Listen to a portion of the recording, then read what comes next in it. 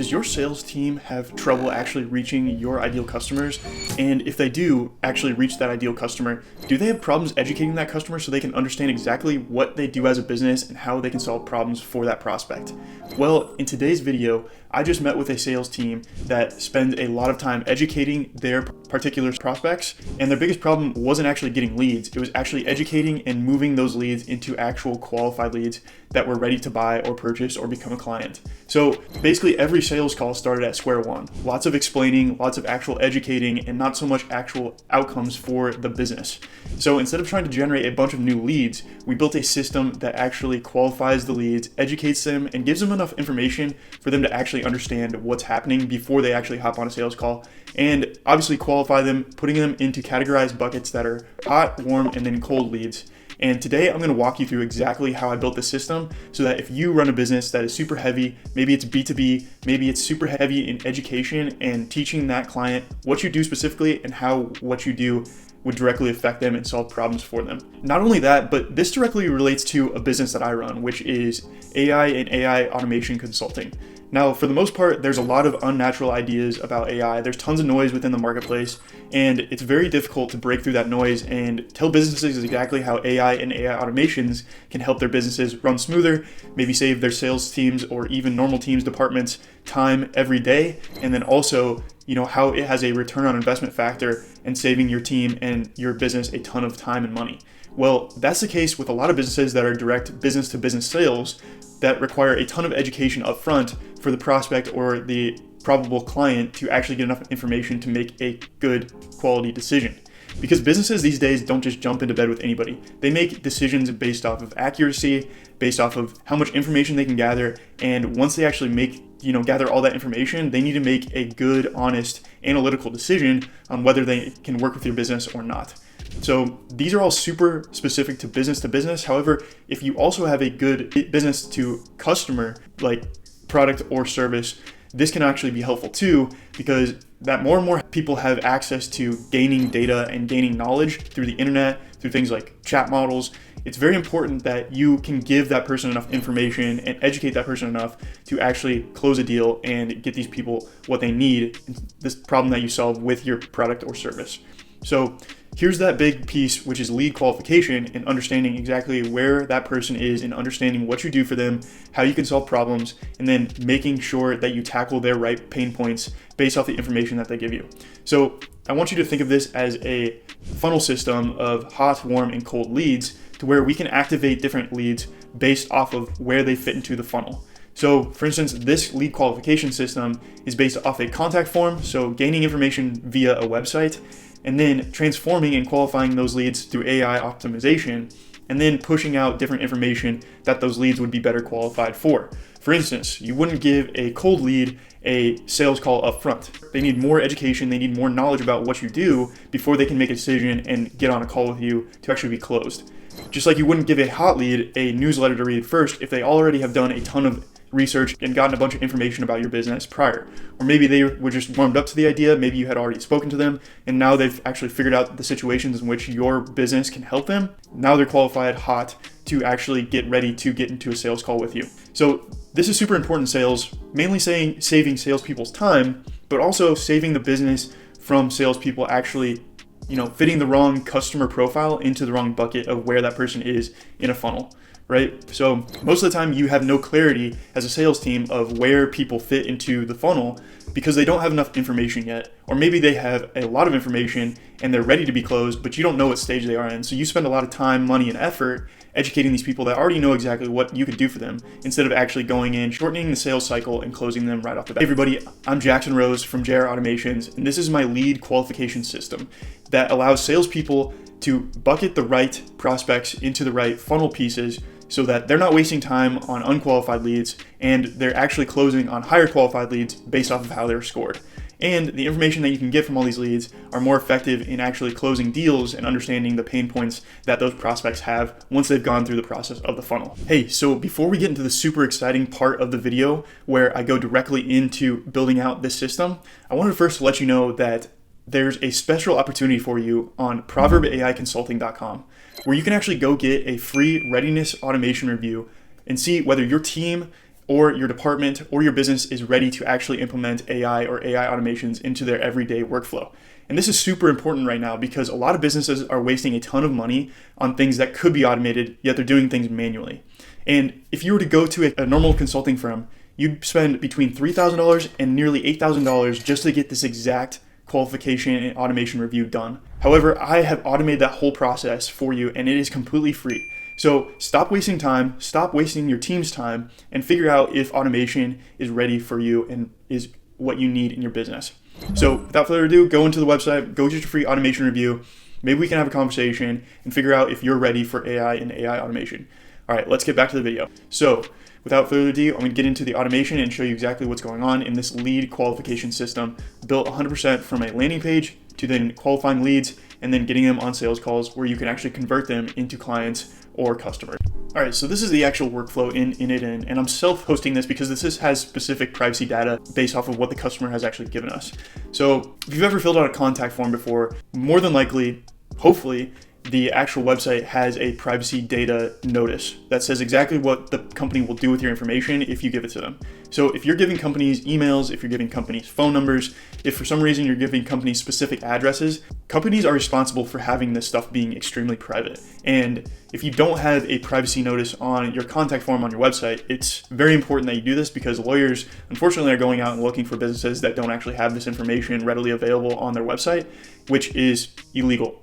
So you need to have a privacy notice and telling people and alerting people specifically that put in any information that's private to them, that they know exactly what it's being used for and how it's being used. So making sure that this is on a self-hosted server is super important because if you do use a cloud-hosted format or instance of init, your data is technically compromised and wouldn't fit into that category of private. So if you need to self-host this sort of instance in init if you're using that as a background form of your contact form on your website. So just letting you know off the bat that that's how I'm doing it. And also you need to understand that you can't give OpenAI or AI nodes specific information like emails, phone numbers, and specific names or different categories around that or addresses because OpenAI is also a cloud hosted server based LLM. And that also breaches a lot of privacy data in turn. So in this specific automation, I am self-hosting on init and I'm also making sure that the model here in the middle, that this qualification model here is not getting any specific customer data. Make sure that that's part of your workflow if you're using this. Make sure you're understanding exactly what's going on in your website and how that data, if people are giving it to you, is used securely and used privately. So now that I've gone over that basis, I'm going to go over exactly what pieces of this workflow will make things come together and make sense. But as you can see, I'm using a webhook, I'm using things like code nodes, I'm using Google Sheets, I'm also using the Gmail nodes, and then specifically this AI node here, which is analyzing and qualifying the leads. And then if we move a little bit further down this way, you can see that I'm using things in Airtable to actually build out that CRM. And then to finish it all off, I'm notifying the sales team using a Slack node. So that's how this automation is being broken down. All right, so I'm in my init account, and as you can see, my webhook is currently listening for anything filled out in the contact form. And this is super hard for most people to understand how this works specifically, but in essence, when you fill out a contact form, there's going to be a communication between your platform of where the actual data is going and the contact form of which it's being filled out with. So right now, if you have a website, right, that information that gets filled out in a contact form needs to go somewhere, and it needs to communicate with some sort of system in the background so that you can use that information and data, further on in your business or for doing things on the back end, like automating something. So in this particular information or this particular piece of the init trigger, you can see that I have a test URL here that says post, and then I have like a URL, right? And it has a path to it. Well, at that point, it's connected to a contact form that I'm going to show you here in a second that is going to use that information to actually give, like literally hand off this data to the webhook. And then the webhook is going to trigger the automation. So remember this and remember how this is set up, because this is super important in understanding how webhooks work on the back end to actually get things done through something like a website or any other piece in which data gets transferred. All right, so I'm on my contact form here, and this isn't being hosted on a website or anything. I'm actually just self-hosting this just to show you guys an example of how a contact form would work. If you were doing it with a website, but I'm doing this as a test so you guys can understand it and I can walk you through it as it happens. So yeah, this is just a JR Automations contact form, just saying, okay, stop running things manually, start scaling smart. So this would be for my specific business, which I do have a contact form on my website, but I'm using this one just for test sake. But I filled this out already, and in essence, it's just giving me more information about what a qualified semi-warm or warm qualified lead would look like, and what kind of information they would need in order to actually proceed to maybe working with me or hopping on a call with a salesperson to gain more information or actually push them through to becoming an actual client. All right, so I'm at the contact form, and right now my webhook is listening, so I will go ahead and click submit on this and show you guys exactly what kind of information comes into the webhook. All right, so I've submitted it, and as you can see, it says you're all set. The JR Automations team will receive your submission and reach out within 1 business day with your personalized audit.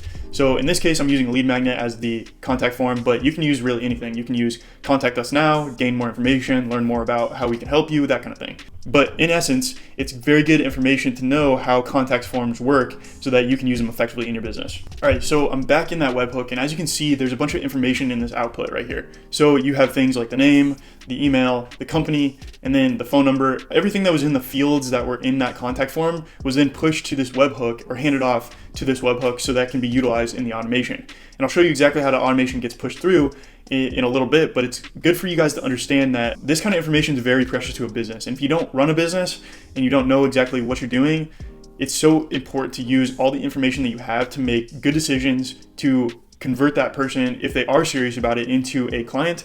Because if you're just starting out as a small business, these sort of opportunities are hard to come by, especially if you're getting inbound leads. Like a lot of what businesses do, especially small brands, is that nobody knows about them. They don't have any prior information, so they're doing a lot of outbound. But if you put a lot of money behind marketing, if you put a lot of money behind sales, this sort of opportunity that comes in from intaking leads is super valuable. So you have to use all this information and keep it very precious to the business, because it's very valuable information and it can help you later on down the road to see exactly who your ideal customer is, what people actually are looking for specifically, and how you can orient your business to sound more like a solution to everybody's problem and pain point, which is super important in business, super important in life, to figure out how I can help somebody and solve the problems that they have. All right, so I'm gonna run this automation. You're gonna see exactly what happens. I pinned it already, so now I'm just gonna execute on it. So it's gonna go into the Google Sheet, and then it's gonna get qualified. All the data is going to get parsed. It's then going to go into Airtable. It's going to prepare a hot lead, which is what it got qualified as, and then it's going to send out an email specifically to that lead, and then it's going to notify sales. All right, so now I'm going to go in depth. Now that we've finished seeing what the automation is doing, I'm going to go in depth into seeing what's going on the back end, so you can understand how these leads are being qualified, how this automation actually handles any errors that go through the lead system or the contact form, and then how the lead is getting qualified and getting pushed out into more information for the sales team. So right now we're checking validation, and this validation if node is going to help understand exactly what's going on with the lead. So first off, we're going to check if there's an error with the lead. So were any fields not filled out? Were any fields left empty? Were any fields maybe incorrectly pushed out? Or what's going on with the actual contact form to make sure this lead information is getting sourced properly? And as you can see, the value for an error would be equal to true. So if right here, the error field was true, this would actually get pushed down into logging it as an errored lead, which is being logged in our Google Sheets. So this is our Google Sheets and how leads are actually being tracked, monitored, and if there's any errors with the lead. So this would be the main Google Sheet where everything's tracked correctly. So as you can see, I have the ID, timestamp, all the fields that came from there, and then processing status equals pending. So since we haven't actually closed that lead, that process status has been equal to pending. Later on, when maybe that person has said no, maybe they don't want to find out more information, or maybe they've actually become a client, that status would be closed. So I have 3 different sheets here. One is failed leads manual review. So this would be getting information from a failed lead. Like if that thing said error, it would be logged here. It would tell you exactly what happened, but also give you information about the lead. So that's a good sheet to have, especially if you're tracking for errors, because errors do happen. There's no way to really avoid it. Sometimes you just can't cover all your bases, and it's very important to have error handling to get any sort of information from that lead or from that contact form so that you can fix the problem, or you can figure out how to get in contact with the lead to get more information and tell them, we didn't get all the information, but we're here to follow up. And then you have lead system metrics, which is also a good way to track how things are happening and is your contact form effective. So if you're testing out different things, different fields, different lead magnets within a contact form, it's very important to understand what's happening with the leads and how they're being scored and how the system coming in is actually processing leads and the number of which, the leads are being processed as. And then of course you have this raw intake, which is what I showed before, but this would be the information that's all being pushed out into the rest of the workflow. All right, another big piece of this is right in the middle here, and it's check existing leads. So if you have an issue with actually maybe somebody filled out the lead contact form twice, maybe you did a poor job of following up with them, this is a way to handle those errors so that if somebody fills out the lead form multiple times, the team's getting notified about it, but also the person that's actually putting in the time to put out the contact form is getting a message saying, hey, we noticed you filled this out twice. Would you like more information? Would you like to speak to a representative? In this case, as you can see, the route wasn't a duplicate. It actually got tracked as a false, so it's not a duplicate, and it says action process normally. So that just makes everybody, aware of, okay, this lead we have not had before. This needs to be pushed into this next section of the automation, which would be this backup to Google Sheets. So this adds the information to Google Sheets. If it was a duplicate, it would prepare the duplicate for a follow-up and then send that duplicate an email.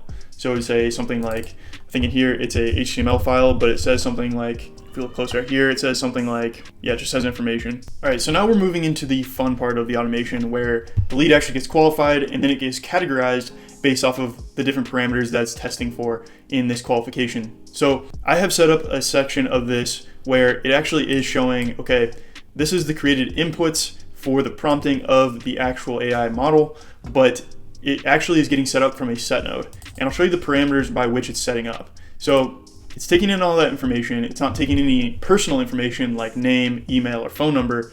And we didn't ask for the person's address, so that won't be a problem. But it's taking in things like the company, budget range, timeline, automation interest, so what they want to maybe automate, and then, okay, the goals. So does it reduce, are we looking for a reduction in manual tasks? Are we looking for scaling output? Are we looking to make sure that all our tools and softwares are integrated? And are we looking for improve on speed and accuracy of our information? So all that's being taken into context. Then it's being scored based off of the budget strength, the timeline, goal density, and automation interest alignment. And this is all specific to my business. You can score this however you like for whatever business you work for or with, but this is how I score it. And then it qualifies that lead into a tier. So, and then it also gives a primary reason why it actually categorized that particular lead into that category. And then what's the next action for it, which is probably the most important, because the hot, warm, and nurture or cold lead needs to be categorized and recommended in a next action properly. So for instance, I would say if a hot lead was reaching out in this contact form, you probably want to book a strategy call immediately because they're extremely ready. It's been analyzed to that point where, okay, we know exactly that if it fits into this parameter, we know that they're super high quality lead, they're super hot, and they're probably ready to be closed as a client.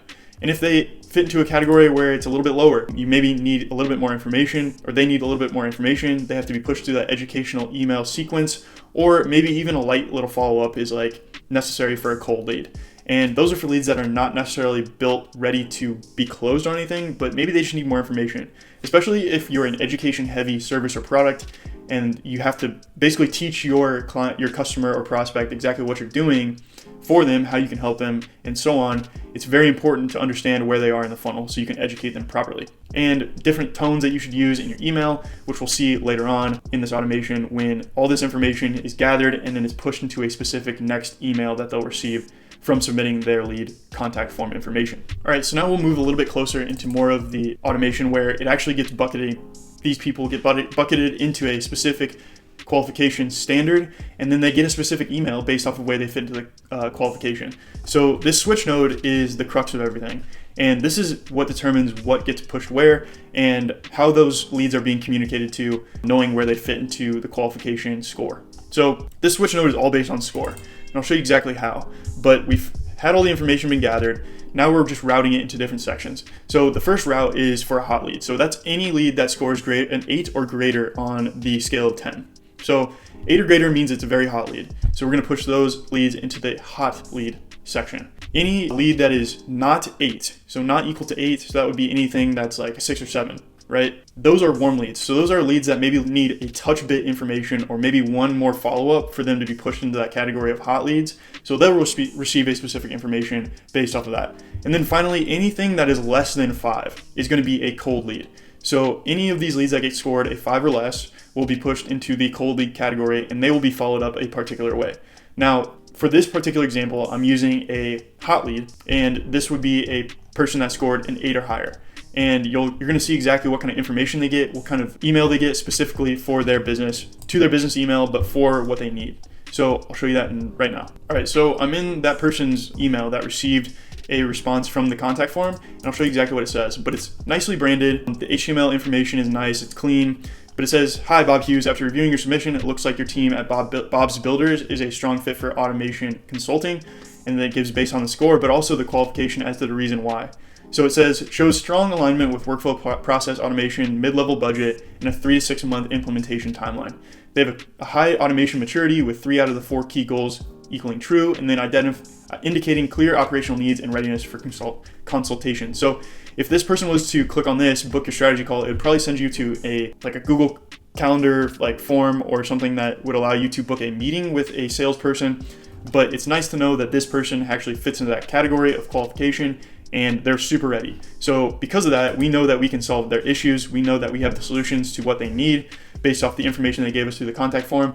And this person's ready for this person's business, or this person's team is ready for AI implementation or automations. So they're going to be pushed into that high category, which is instantly book a strategy call. So as you can see in that piece, after we've already gone through and organized that HTML structure, we're then going to send an email, which I just showed you that email. And then we're going to prepare a Slack message for notifying sales. So I'm going to go into this code node and I'll show you exactly how it's set up. But this is pulling different fields from further back in the automation.